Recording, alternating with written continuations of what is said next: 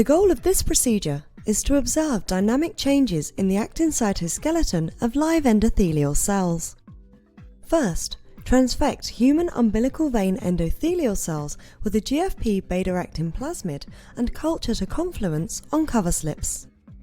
Then, position the cover slips into a live cell imaging chamber with a heated stage and an albumin physiological salt solution infusion.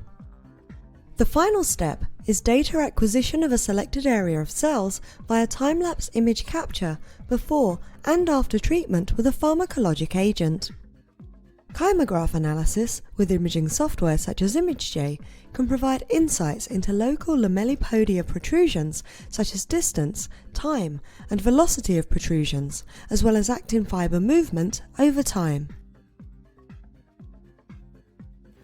The main advantage of this technique over existing methods like immunofluorescence imaging is that live cell imaging allows the incorporation of the dynamic nature of the actin cytoskeleton into studies of the mechanisms determining endothelial permeability, whereas fixed stain cells represent snapshots in time and provide little information of the dynamics of the actin cytoskeleton before and after treatment with an inflammatory mediator. In a biological safety hood, sterilize cover slips with 70% ethanol for 2 minutes and then air dry.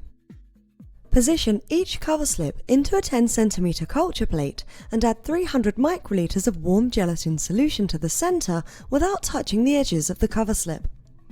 After 5 minutes, aspirate the liquid.